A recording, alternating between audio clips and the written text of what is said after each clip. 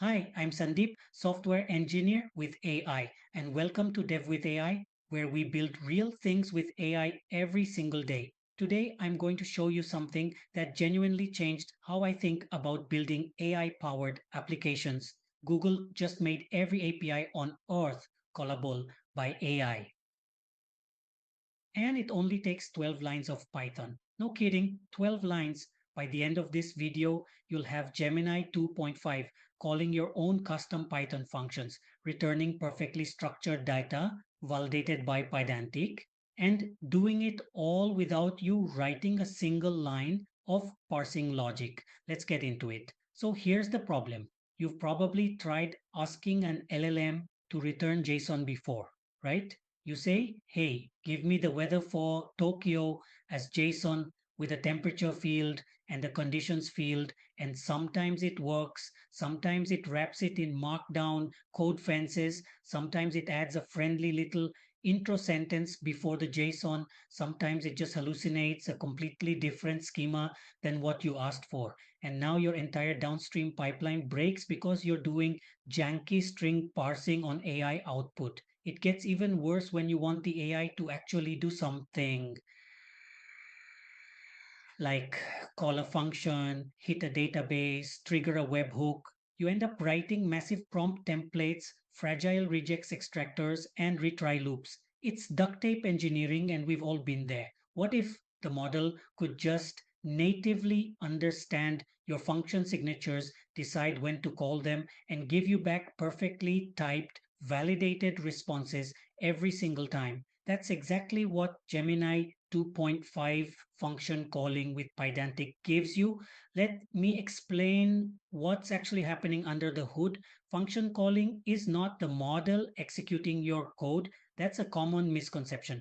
What the model does is inspect the function signatures you provide, decide which function is relevant to the user's query, and then return a structured object telling you which function to call and what arguments to pass. Think of it as the AI becoming a really smart dispatcher. Now, Pydantic enters the picture because we want those arguments and those return types to be rock solid. Pydantic models define the exact shape of your data, the field names, the types, the constraints, the defaults. When you combine Pydantic with Gemini's function calling, you get end-to-end type safety from the model's brain all the way to your Python runtime. No parsing, no guessing, no duct tape. All right, let's build this thing. Step 1, setup. You're going to need Python 3.11 or higher. Open your terminal and pip install Google Gemini and Pydantic. That's it. Two packages. Now create a new file. I'll call it main.py. At the top, import OS, then from Pydantic import base model, and from Google.gni import client and types. Next, instantiate your client by calling client with your API key. You can grab a free Gemini API key from Google AI Studio in about 30 seconds. I'd recommend storing it in an environment variable. So you'd do os.environ.get, pass in your key name, and feed that to the client constructor. That's your entire setup. 5 lines, and we're ready to define our functions. Step 2, the core code. This is where it gets fun. First, define your Pydantic models. Create a class called weather response that inherits from base model. Give it 3 fields: city as a string, temperature as a float, and conditions as a string. This is your contract. This is what you expect back. Now define your actual Python function. Write a function called getCurrentWeather that takes city as a string and unit as a string with a default of Celsius. Inside it, just return a dictionary with some mock data for now. The city, a temperature value, and a condition string like partly cloudy.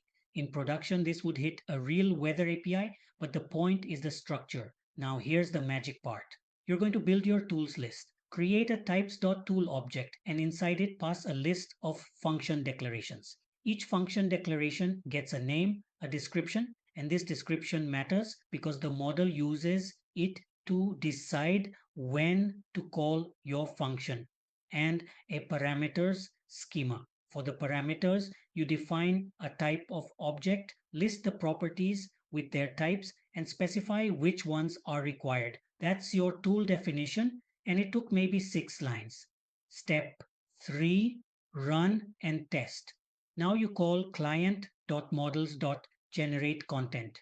Pass in the model name, use Gemini 2.5 Flash for speed or Gemini 2.5 Pro for complex reasoning.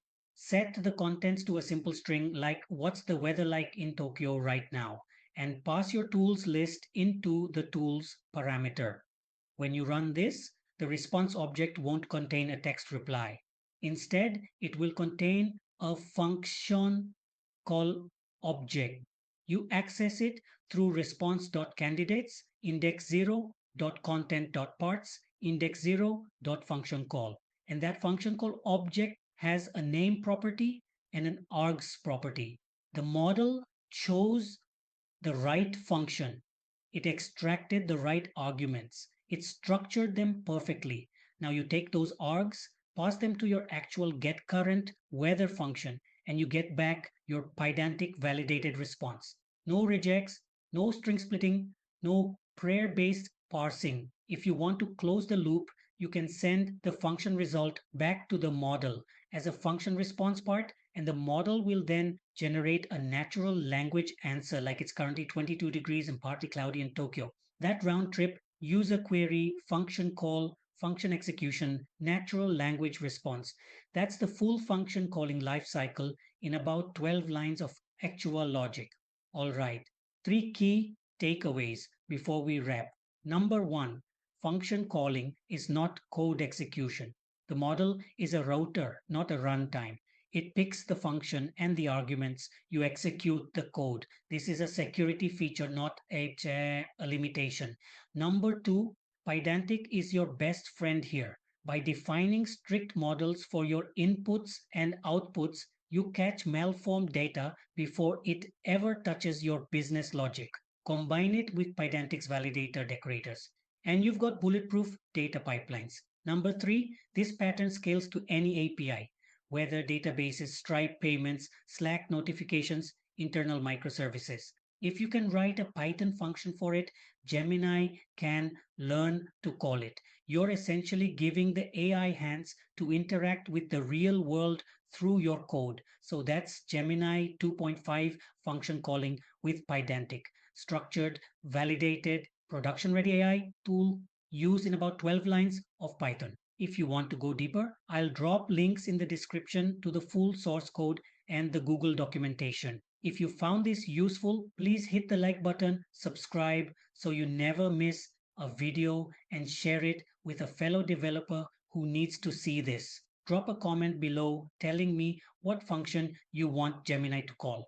I read every single one, and the best ideas might become the next video. I'm Sandeep. This is Dev with AI, and I'll see you tomorrow.